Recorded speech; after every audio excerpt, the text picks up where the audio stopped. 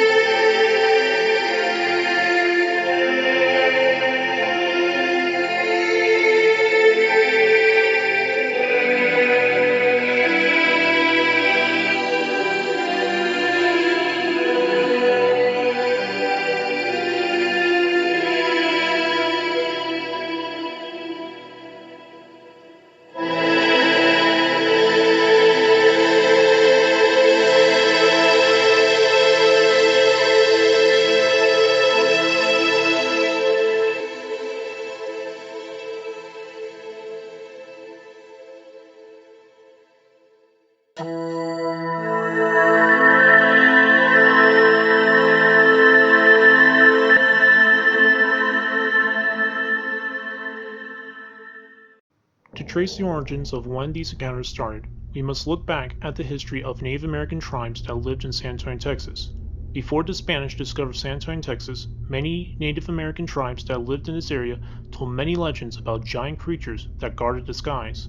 Some of these tribes called these creatures the Thunderbirds, a 10-foot tall bird with a wingspan that was more than 10 feet. Some of these Native American folklore claim that the Thunderbird could create powerful winds, dangerous storms, and could shoot lightning out of their eyes. After the Spanish colonized San Antonio, many of the Spanish colonists believed that the Thunderbird legends were just myth, since they did not see the creature. However, that would soon change when in 1975, people began reporting seeing the supposed creature. The most well-known first documented account in 1975 was when two police officers encountered the creature in Harlingen, Texas. By the end of 1975, early in the morning, two police officers, known as Arturo Padilla and Homero Galvin, were on patrol in Harlingen, Texas, near the border of Mexico, when all of a sudden, a giant bird almost hit the roof of their patrol car. They immediately stopped and looked out their window. They described the creature to be a huge bird with a wingspan of 10 feet long. They reported the incident to their superiors in hopes of learning the entire police force of what they saw. However, the case was discredited as a misidentification of a large pelican. Some within Harlingen Police Department hoped that this would be the end of the story, but they would soon learn that this was only just the beginning. On January 1st, 1976, two teenage girls named Tracy Lawson and Jackie Davis stated they observed a scary 5-foot-tall bird leering at them in the yard as they played. Their parents discovered some enormous 3-toed tracks the next day that were featured on local news broadcasts. Hysteria soon erupted.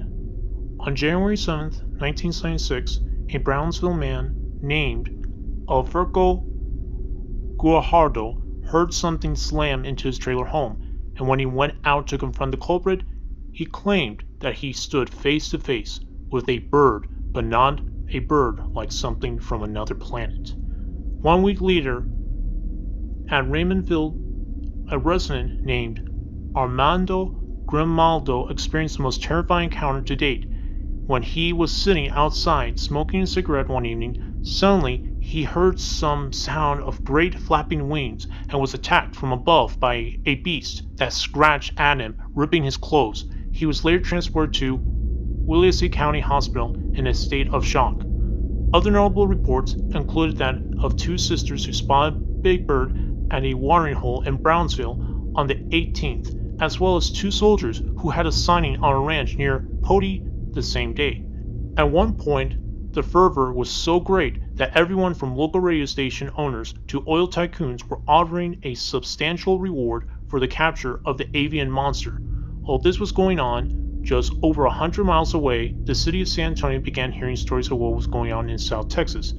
Many San Antonio zoologists of that era believed that these stories they were reading were just sensational reports of misidentifications of Texas wildlife birds. One zoologist even claimed that the only way he would take the reports seriously would be if the Big Bird would visit San Antonio. Many found his claim to be hilarious, but soon that joke would become a reality the next month. In February of 1976, 3 Southside San Antonio school teachers reported that they were buzzed by 2 giant black birds while driving in separate vehicles. The 3 identified a pair of what looked to be giant birds with bony structures and wingspans stretching from 15 to 20 feet, a look reminiscent to one teacher of a Pteranodon, an extinct type of flying reptile that lived 160 million years ago.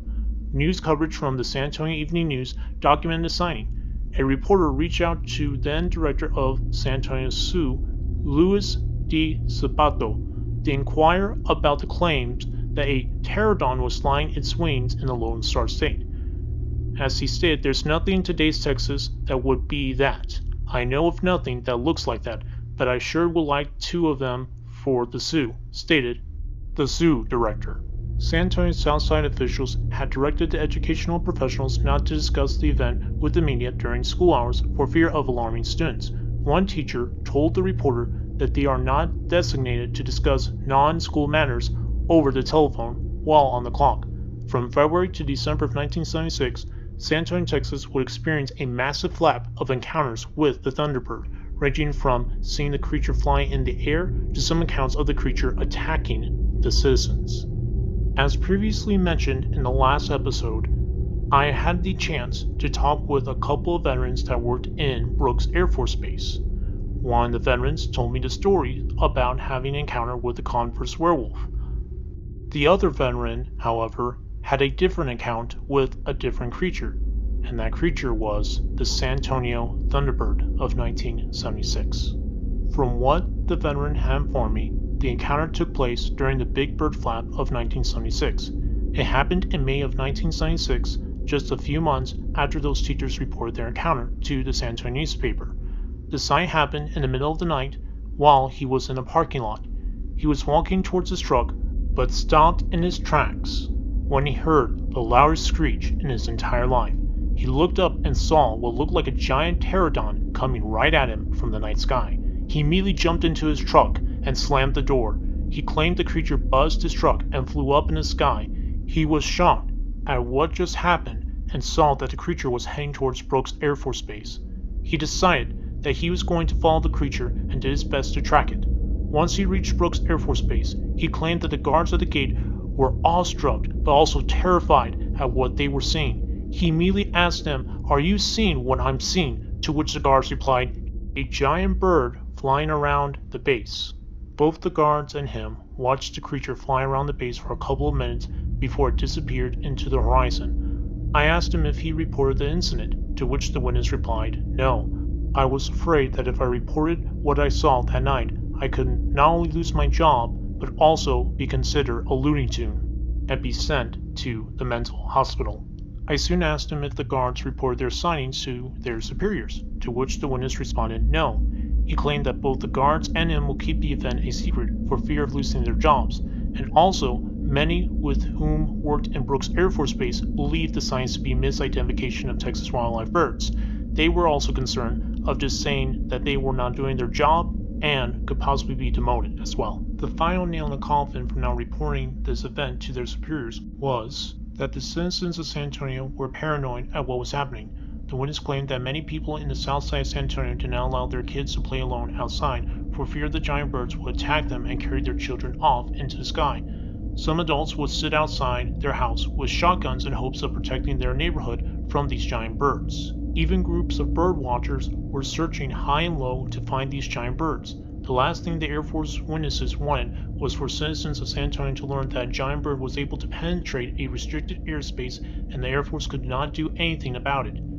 Nearly 45 years later, in the year 2020, the witness decided that his story should be known to the public since he is now retired and would not be negatively affected by revealing his story. By 1977, the last known reports of the Thunderbird sightings were in Lake Shelbyville, Illinois.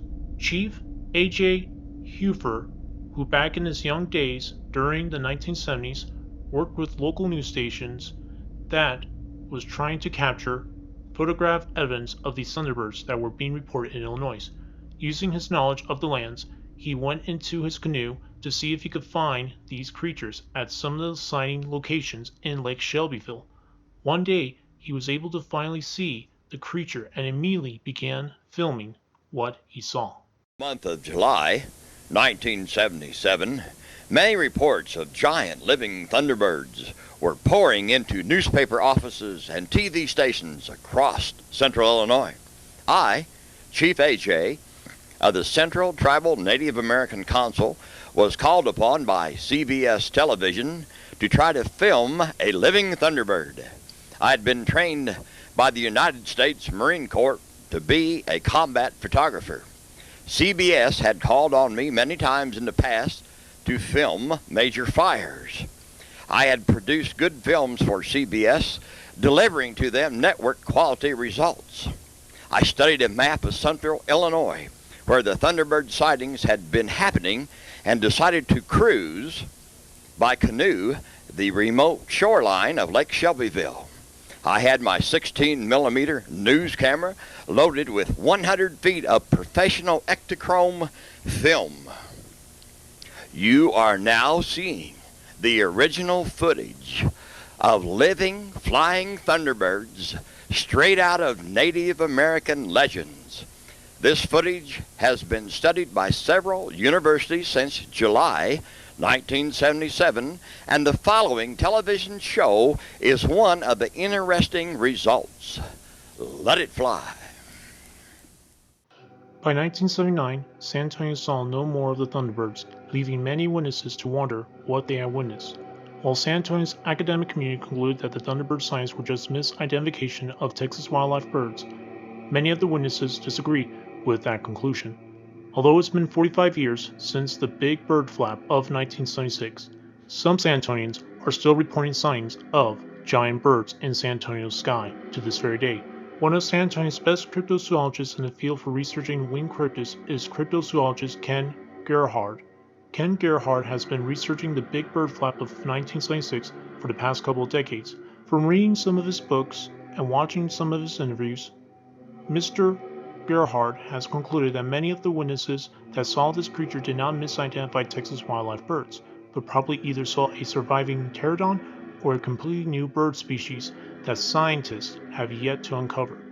All in all, the Big Bird Flap of 1976 is truly indeed a hidden history of San Antonio, Texas. In today's general public of San Antonio, many citizens are unaware of this event. One can only hope that the mystery behind this event will one day be solved, but until then, this event will stay a mystery for quite some time.